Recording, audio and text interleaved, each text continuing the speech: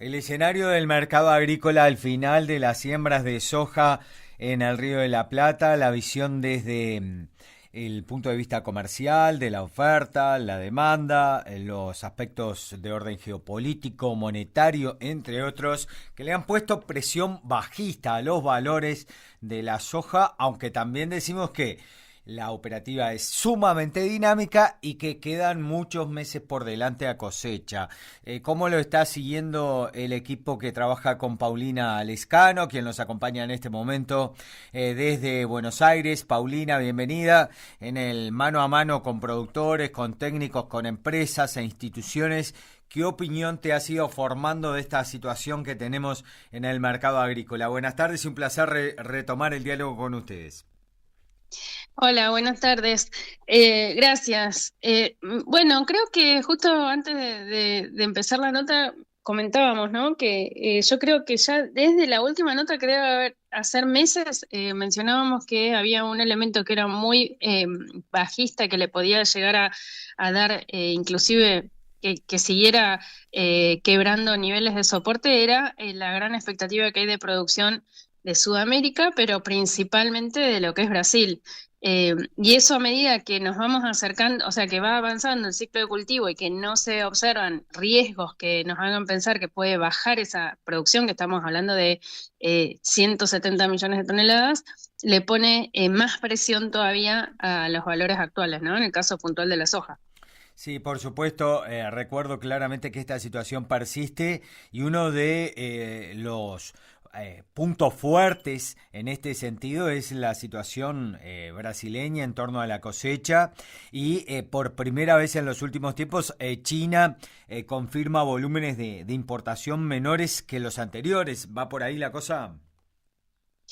Claro, exacto. Nosotros veníamos de años pre-pandemia en donde, bueno, inclusive hasta el año pasado, todos los años veíamos cómo China iba incrementando sus importaciones de soja.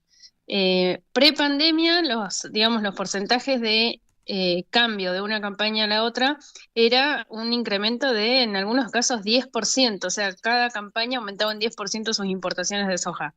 Ya post-pandemia empezamos a ver que ese incremento se fue achicando en un 2-3%, y esta campaña, o sea, la 24-25 sería la primer campaña en años o en décadas que veríamos una caída en la importación respecto al año anterior, que no es una caída terrible ni, digamos, que cambia, que va a ser el principal importador. Estamos hablando que en vez de 112 millones que se estimaron para la 23-24, el USA estima 109 millones de importación de soja en la 24-25 de China. O sea, no es una cosa dramática, pero sí es significativo que no siga creciendo al ritmo que crecía, y se junta con esto que estamos mencionando, de un incremento impresionante en lo que es la oferta. En el caso de Brasil, vienen las últimas campañas incrementando su producción de soja de a 10, 15, 20 millones de toneladas. Entonces, se juntaron dos factores opuestos que le ponen mucha presión a los precios. Y con este marco, ¿qué pasa con la situación del margen de las empresas? ¿Cómo lo están tomando los productores? Bueno, los márgenes no cierran en prácticamente en ninguna parte digamos, ninguno de los principales productores del mundo, ¿no? Obviamente que cuando en un país como en Argentina le agregas el descuento que tienen por derecho de exportación, esos márgenes cierran menos aún. Pero esta pregunta que me estás haciendo quizás da pie a pensar de que como en esta campaña los números van a ser muy ajustados y en algunos casos hasta puede haber pérdida en los principales productores del mundo, en general, se espera que la próxima campaña, estos números tan magros, hagan que, como va a haber menos plata, que se siembre menos o se invierta menos en tecnología, y entonces la otra campaña podríamos ver que haya o una caída de área o una menor producción. Pero el problema es que para los productores que tienen que tomar decisiones en el corto o mediano plazo, no pueden esperar a que eso genere una mejora en los precios, ¿no? O a otra campaña. Entonces, creo que estamos en una situación difícil, por lo que estamos diciendo anteriormente. No hay demasiados elementos que contrarresten estos elementos bajistas. Entonces, la toma de decisiones corto mediano plazo tiene que ser mucho más analizada para ver cómo encarar este nuevo ciclo, ¿no? Sí, por supuesto. Y evidentemente que vamos a la búsqueda de kilos por hectárea.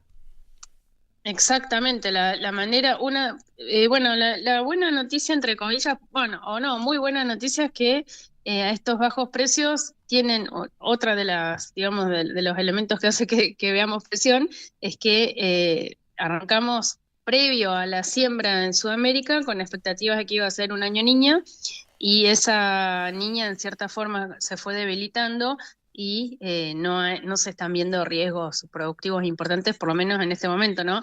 Como vos dijiste al comienzo de la nota, falta pasar todo enero y febrero, que en Sudamérica va a ser sumamente importante para ver principalmente la producción de Uruguay, Paraguay, Bolivia, Argentina, y algunas zonas de Brasil.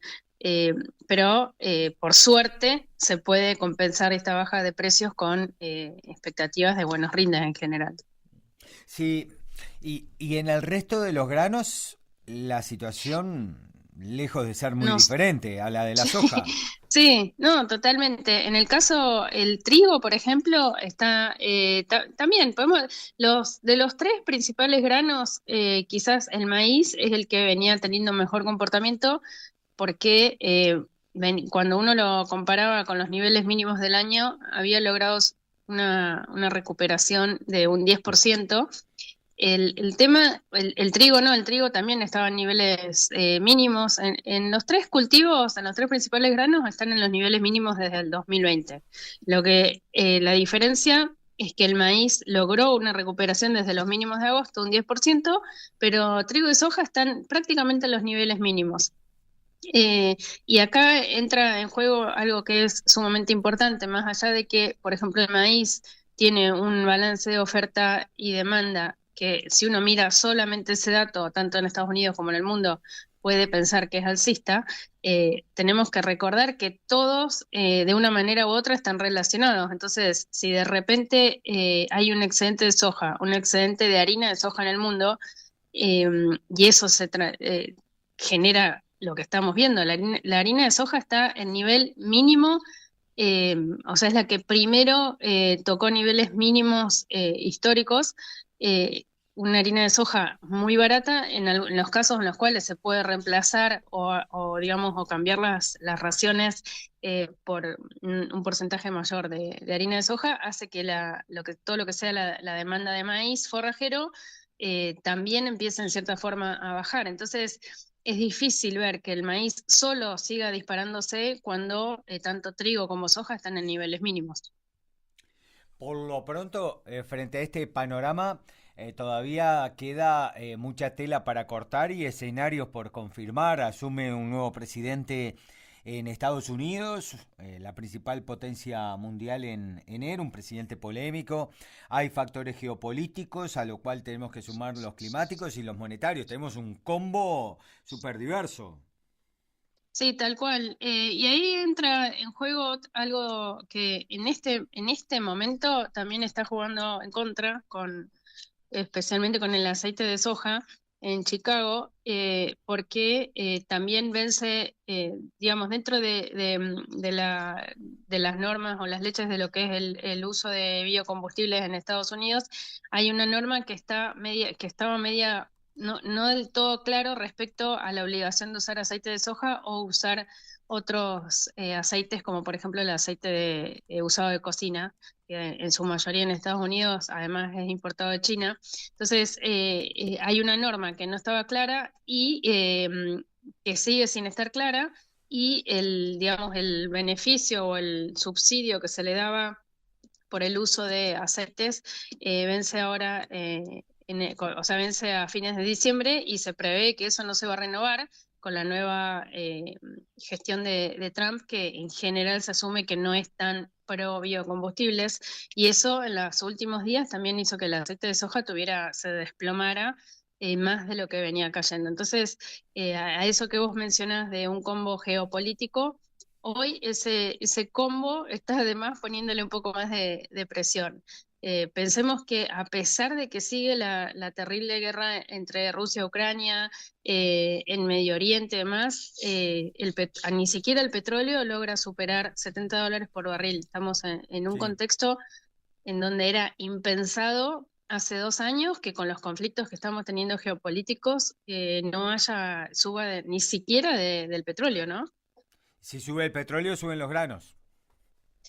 Mira, en general eso es lo que venía ocurriendo en los últimos 10 años. Este año hemos visto que a pesar, por ejemplo, que el petróleo había logrado sostenerse, ni siquiera había tenido una buena suba, se desplomó el maíz, o sea, perdió más de un 30%, el aceite, más allá de la suba que vimos hace poco, también perdió. Entonces, es como que los mercados están mutando y se van adaptando a las nuevas realidades que tenemos, que hacen que vaya cambiando todo, ¿no? Desde los usos, desde sustitutos, hasta, que querramos o no, un mayor impacto de todo lo que son energías alternativas, que ya empiezan a competir muchísimo con todo lo que es el uso de combustibles fósiles. Entonces, esas relaciones que eran tan fáciles antes de asumir, hoy ya empezaron en cierta forma a perder, eh, esa correlación tan fácil que teníamos antes de decir, ¿no? Así que creo que cada vez se hace más difícil, eh, y más necesario estar arriba de los mercados y tomar decisiones, especialmente en los productores, de acuerdo a sus números, más que estar siguiendo relaciones que antes eran muy fáciles de seguir y hoy la verdad que cada vez se complica más.